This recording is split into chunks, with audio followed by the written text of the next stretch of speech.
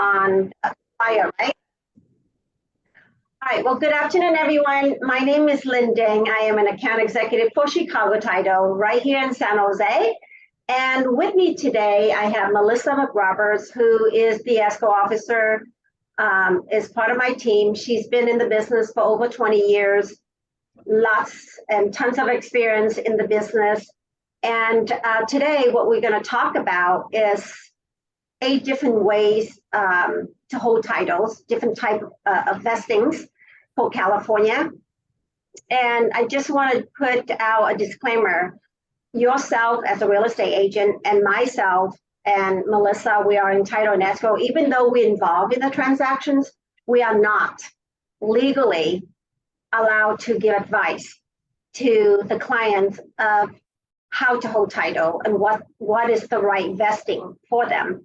So if your clients are uncertain of what type of vesting they should choose, our advice is for them to reach out to a real estate attorney to seek for advice, or their CPA, financial planner. Those are the people that can provide advices on this type of vestings, okay? Because it is one of the biggest investments of their lives, perhaps is one of the biggest investment, and we wanted to make sure that it's the right type, that is the right for their situation, okay? So without further ado, here's Melissa McRoberts, and she's gonna go over and giving you examples of different type of vestings. And feel free to ask questions, and we will try our best to answer all of your questions. All right? Good afternoon, everyone. I hope everyone's having a fabulous day. It looks beautiful outside, at least from here in downtown San Jose. So as Lynn said, you know, it is important that you discuss or have open conversations with your clients, especially those that are new buyers. I've had a lot of new buyers as of late, and, you know, unfortunately, sometimes by the time I have those conversations with them, it's towards the end of the transaction and they feel rushed to make a decision or a choice. So that's why, you know, it's good to kind of have these conversations. It's important, as Lynn said, it's the biggest investment of your life. There's several different choices to choose from. In our screen here, typical, if you have, you know, a single man or woman, a single man or woman is defined by someone who has never been married. So most of my young people, first-time home buyers, single people, never been married. If you are an unmarried man or an unmarried woman, that implies that you were once married and are now divorced, or you are no longer in a domestic partnership, that has been dissolved.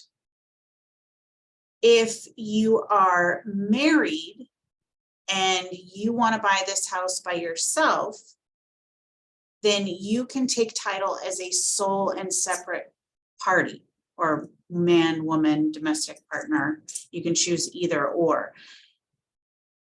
Understand that if you have a client that wants to buy this home by themselves and that they are married, their spouse or domestic partner will actually have to sign what's called an interspousal deed, also known as a quitclaim deed, that basically relinquishes their interest in the property. So that's something to advise, because it can be an uncomfortable conversation depending on the relationship and what's been disclosed. It's important to know that if you're a single person, an unmarried person, or a married person, sole and separate, you want to advise or talk to them if they've got any state plans after, because in that situation, if you're the sole owner or you've relinquished your spouse's interest, then the property is going to be subject to probate. So you want to make sure that they have some kind of will or trust established. Tuan asked about same-sex marriage. That would be, it's equivalent, it's all the same. So whether you're husband and husband, wife and wife, these examples will apply to all. And same with domestic partnership.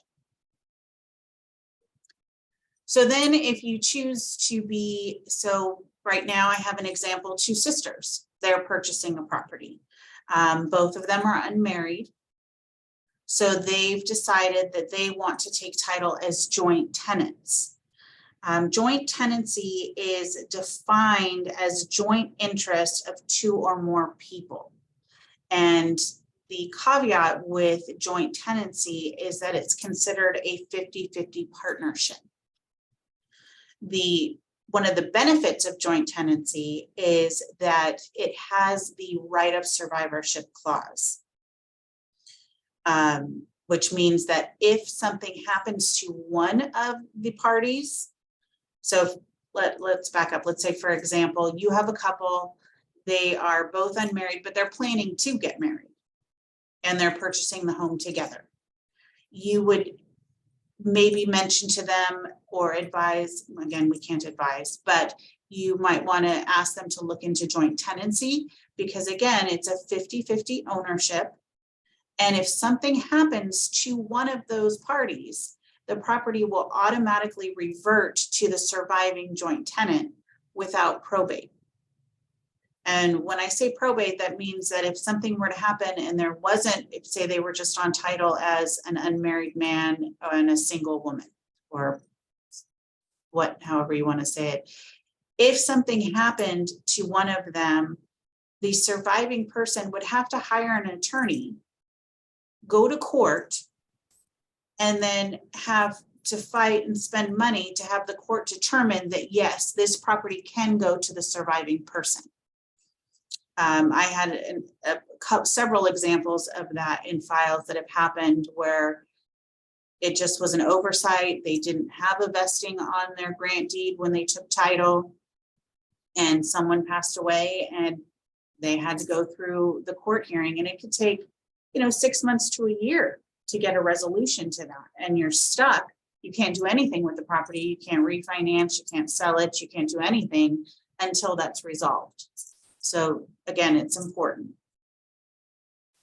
But with joint tenants, and you can have multiple parties, you could have husband and wife and sister, or husband and uncle as joint tenancies. But again, it's an equal partnership. If you have two, if you have four, it's an equal partnership, meaning they all have equal shares.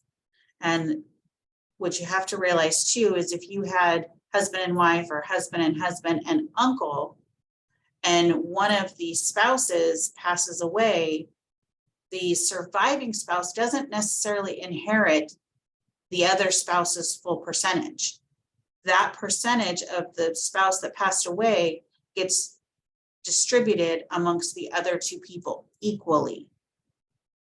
So just from, that's kind of a thing to think about. Then we have what's called tenants in common. And tenants in common, unlike joint tenancy where it's equal ownership, you can actually designate whether it's a quarter interest, it's 75% interest, a third interest. I've even seen it as, this one person gets 1% and this other person has 99%. The issue with that is, regardless, again, you could have two people on title, or you could have 5 or 6 different people on title. The percentage has to equal 100. That's important. And then 2, there's no right of survivorship. So each person has to, again, have some kind of will or some kind of something designating what happens to their percentage. The benefit to that is sometimes I see where a lot of family members will get together and they will bring money in to help these people buy a home. So they all have small percentages.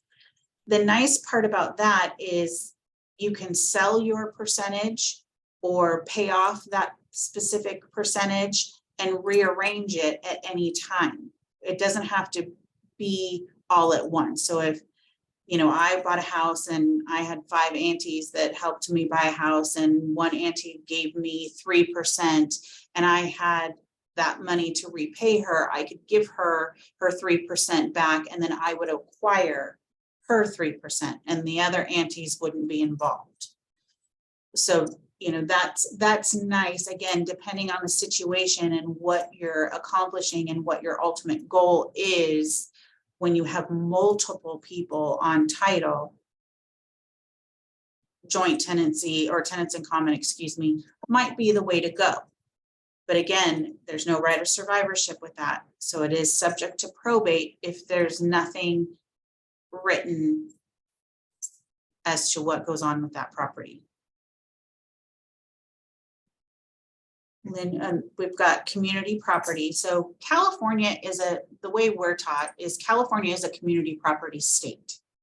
It automatically implies community property. Meaning if you have someone who's married that buys a house as a married person, and they're only on title as a married person, their spouse has equal ownership to that property, whether they wanted them on title or not, whether they were on the loan or not. Melissa, there's a question. Yeah, I just saw that. Yes, we would have to, if going back to tenants in common, in the scenario where my auntie gave me 3% and I paid her off, we would have to record another deed. Anytime you want to change that percentage, another deed would have to be drawn and recorded with the county, and the percentages would have to be recalculated. So again, it's important, again, always has to be equal 100%. So after I took off auntie, when I paid her off for 3%, whatever percentage I had at the time, I would have gained that, and we would adjust that on record with the county. Melissa, did you by any chance cover trust? Not yet, we're not there yet. Okay. Oh, did we miss it? Oh, okay. Yeah, it's 5 right after joint tenancy. So if you Okay. want to finish community property and then go back to trust. Yeah. So again, you know, husband and wife, community property. There are some areas outside of California. Again, I can't give legal advice, you know, or very northern and southern in remote areas where values are smaller, that if you were husband or if you were married as community property, period, you would not be subject to probate. But again, it's based on your estate value. Here in Silicon Valley, most 99.9% of the homes are the value is too high. So the problem with community property is that even though it's your husband and wife, it does not have the right of survivorship. So if you make a note on it, community property by itself does not have the right of survivorship, which means that if one of the spouses pass or domestic partners pass, they will more than likely, 90% chance, have to go again, hire an attorney, go to court and fight. And let me tell you that that is probably the worst thing that a spouse would have to deal with after they've lost a loved one. So we have another question. So, by Paul. yes. So if you want to buy a house by yourself and you are married, you would want to take title as a married person, man, woman, person, as their sole and separate property. That's important. And if you take title as sole and separate property, that spouse is going to have to sign an interspousal deed or quitclaim deed to relinquish their interest. So as I was saying before, that's kind of a conversation. If you have a buyer and that's what they're telling you they want to do, let them know that's great. We can let the title company know, but your spouse is going to have to sign a document. And on that document, it says to relinquish interest on a property. So just make sure that that's an open conversation to have, because let me tell you, it's a little awkward at the table. So a married couple bought a house, but the husband and wife to sign a document saying in case the divorce, wife has no right to claim. How does that work? That would probably be something that would have to be discussed with a real estate attorney and the court. Again, I can't say, if a husband and wife bought a property as community property with right of survivorship, and they both are on title, they're both on the loan, and the wife signed something separately saying in the situation of a divorce that she has no claims to the house, again, that's going to be up to the attorney and probably a mediator to determine, because she would have to remove herself from title. He would probably have to refinance. Again, that's kind of a bigger situation. So a trust is what I always recommend. I, as of late, have had a ton of clients in my refinance transactions wanting to add somebody to title, wanting to remove somebody to title, wanting to add your children to title. Regardless of the relationship, there is always going to be transfer tax to add somebody to title. Depending on the city and county that you're in will depend on how much. Depending on what the value of the house versus what the ownership percentage that this person is acquiring will depend on how much. That's a much bigger conversation for later. But I'm always wondering, if you're going to pay the transfer tax and you're going to pay the recording fees to add your son, your daughter, your sister, whomever, why wouldn't you just go and put your property into trust? If you go to an estate attorney, you spend $2,500 to put your property in a living trust. You can then designate whomever you want to have the property. If you want somebody to have a portion of it, if you want somebody to get, $5 from your property, you can do whatever you want, and you can make changes to your trust at any time.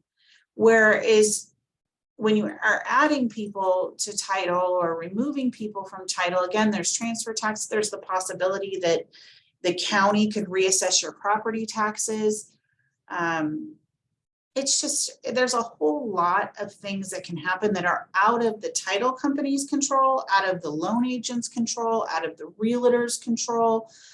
I'm not quite sure. I'm not always part of those conversations, but a trust is an entity. And when you get your trust created, you do a grantee that records against the property. So now the home is owned by the trust, by this entity, not by the individuals, and it's governed by the details within the trust. So it's a lot better. It's the equitable real estate the trust holds for the property, and it's managed by the trustees, which is presumably the parties that originally purchased the property. And again, however they designate the wishes for the property are put in their trust, and the trustee will then take care of that according to how they want. Besides having a trust, as you all know, real estate is one of your biggest investment, and having a trust is you can avoid lots of costs and expenses in case something happened to you, right? We all know that, and it goes to probate, and your kids have to fight to get an attorney to go to probate and pay for all that expenses. And from talking to a lot of clients, what we found is some people don't want to spend a couple $1,000s to create a trust, to put a property in a trust because they don't want to spend that money.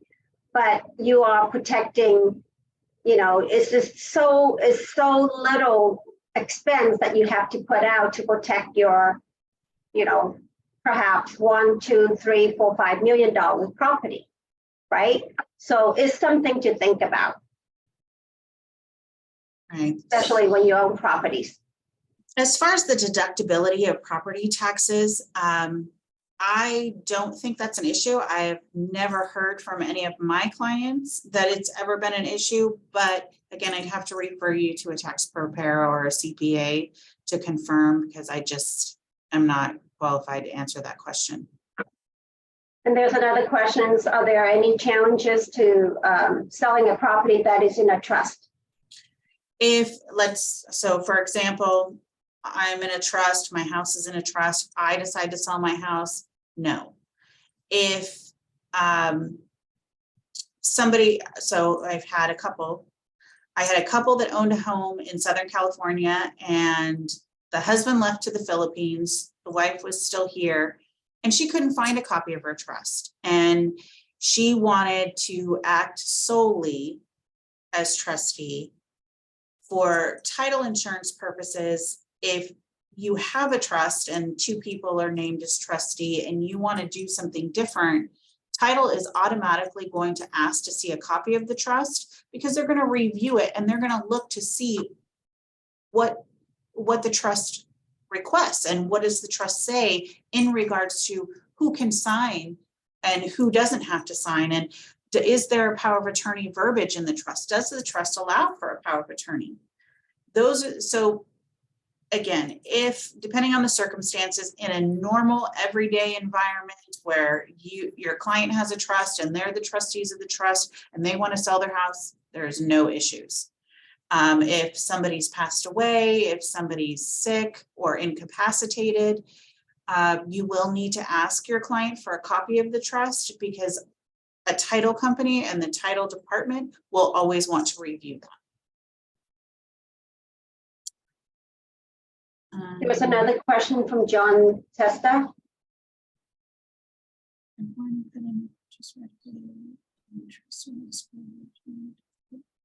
No, I actually have had multiple buyers, whether even all cash buyers, that already have an established trust. And if you have a client that's looking to buy and they already have established a trust, make sure to let the escrow officer know, preferably me, but can't always be me. Make sure you let the title company know that, hey, the buyers have a trust and they want to be vested in trust. You can send a copy of the trust to the escrow officer so that she can start preparing documents. You also want to make sure, if the buyer is getting a loan to purchase the property, that they also provide the lender a copy of the trust.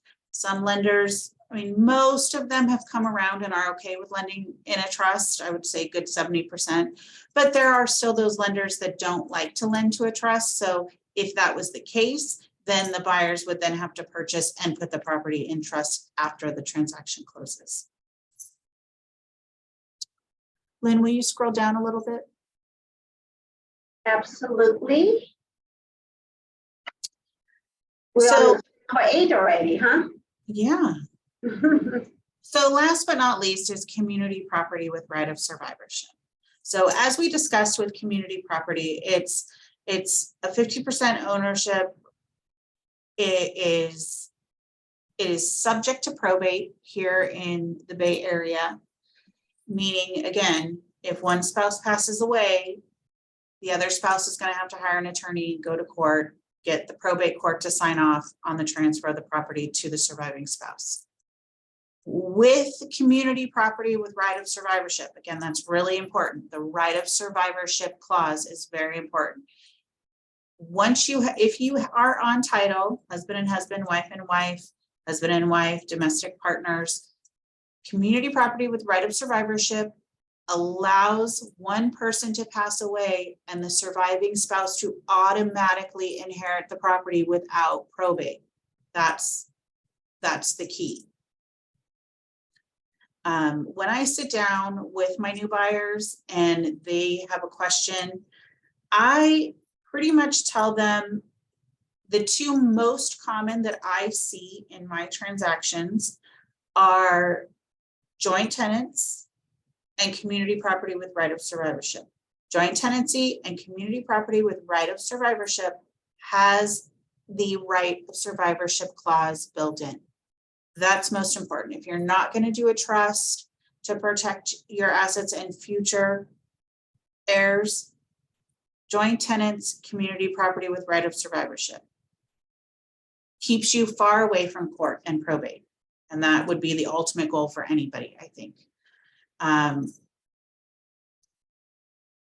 you have any new questions? No.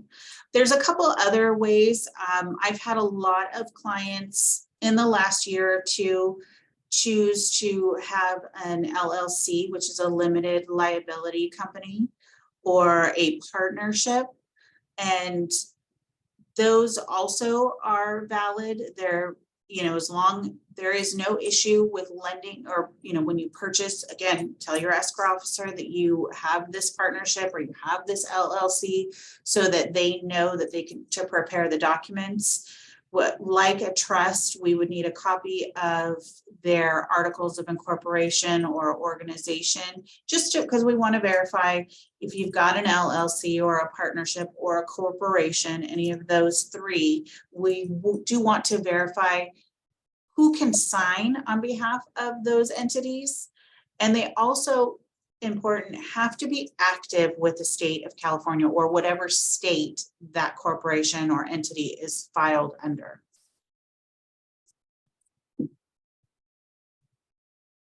Probably not the MLS, but if you have the Chicago Title Premier Services, you can always look at a property and you can pull up the current vesting deed, or you can always ask your local escrow officer, again, preferably me,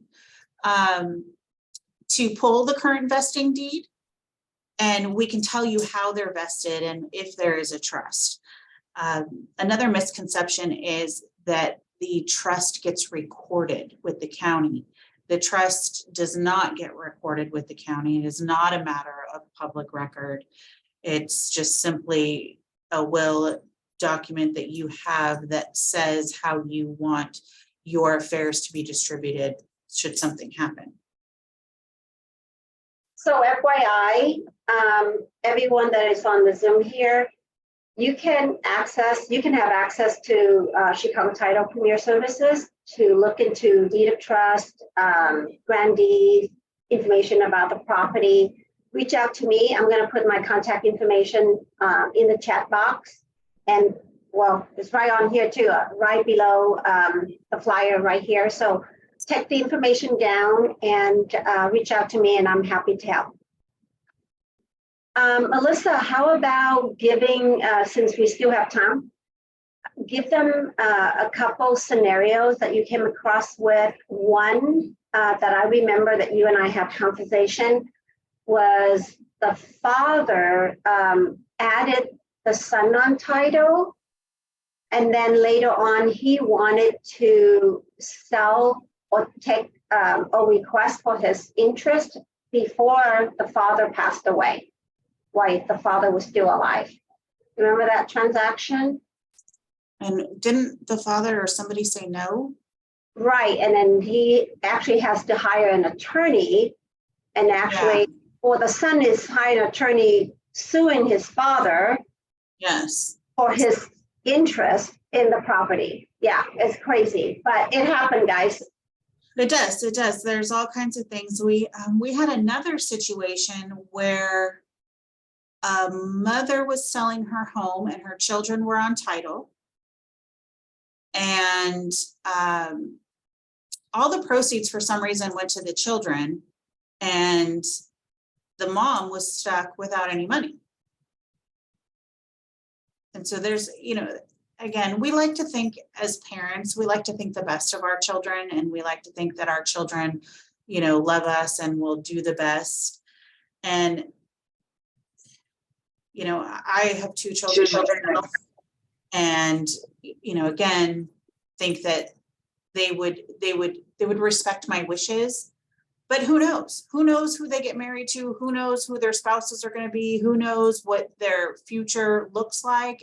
And that's why I always have to question just randomly adding people to title as opposed to doing a trust. I feel like it's a lot safer.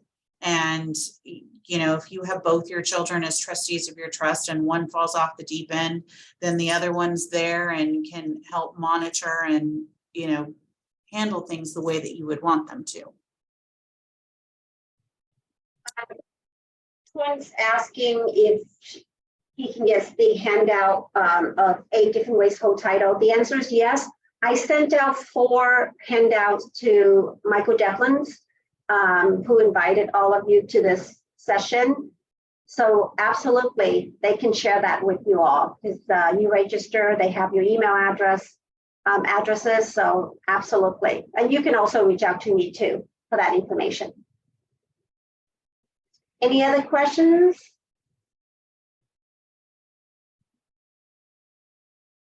Well, thank you everybody for letting me ramble on. If you guys have any questions about this, Lynn and I are always available. Our information is in the chat.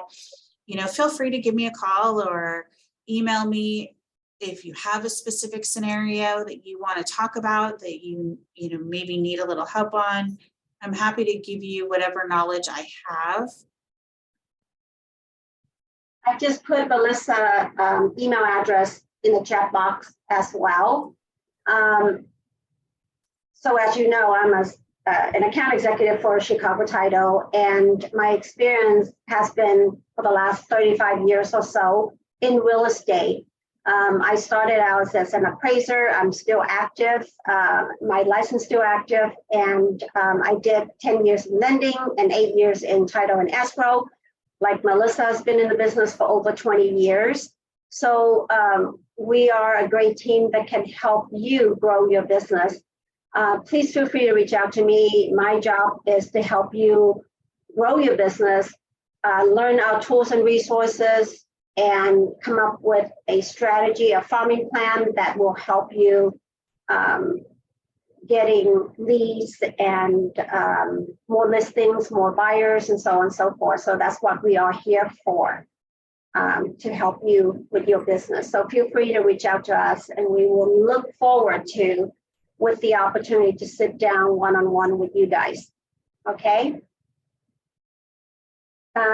Lewis have a question. I heard from my friends who was seeking to put her property in a trust. She said it required her to pay more than $1,000 for monthly fee to maintain the trust. Is that true? The answer is no, to my knowledge. My property. Yeah, I've never heard of that. Yeah, not on a monthly basis. It's probably a scam, so watch out. I would definitely, I did 2 trusts in my life, and the first one was referred by somebody. He charged me, fair market price. However, I didn't think that he did a good job until I met someone else and did the trust for me. So yeah, I would definitely ask people that you know, that you trust for referrals, because not everyone has the same knowledge. And personally, of course, if someone charges you, $3,000, $4,000, $5,000 for it, then yeah, you want to shop around and see who's the best choice. But they're reasonable, and if someone, and I personally prefer to use someone that is specialized in trust, not have their hands on others, others factors of the laws and so on and so forth. So I'd rather just work with someone that is specialized in living trust, in trust overall. So I would ask around. I have someone that I that did my trust.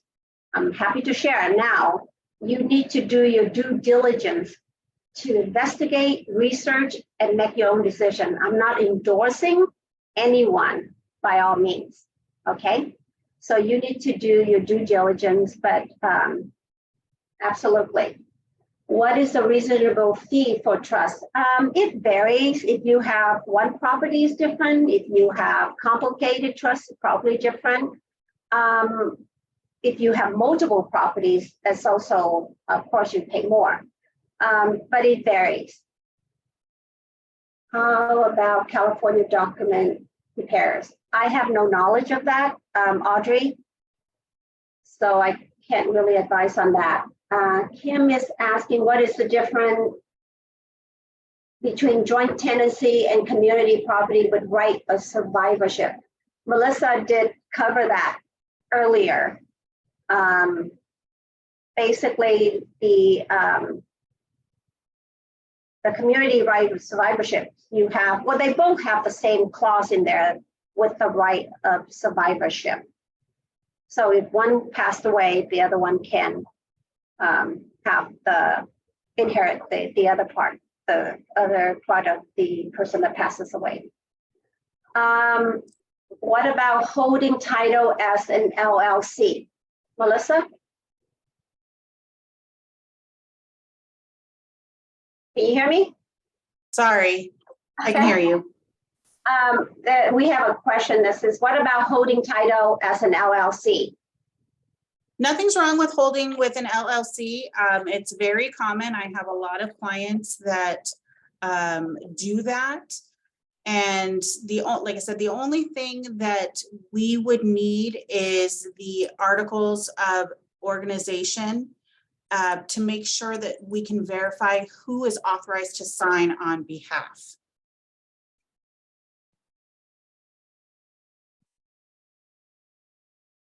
All right, let's see, what else do we have? Can you list here a company you recommend for a trust? I don't want to, like I said, I'm not recommending, I'm not endorsing anyone.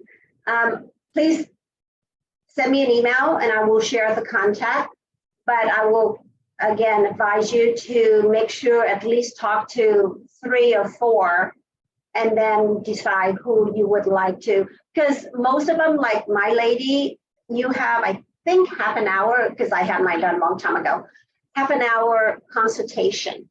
So take that time, schedule the consultation, sit down, have a conversation, then you can make a decision after that, who to choose, okay? Any other questions before we go? Okay. Oh, Louis have another question? Oh, Louise, I'm sorry. Hey, it's take me too long to type. Okay. My question I would like to ask is whether how to compare to take a title under LLC or a trust? Which one would be better or better for what kind of person to take? We can advise on Yeah, that depends on the client's needs and wants. We couldn't, yeah, that would be very specific to them. Yeah, absolutely. Okay, thank you. Okay, well, thank you everyone for joining us today. That was fun. And hopefully you find the information helpful. Please reach out to us if you have additional questions, and thank you.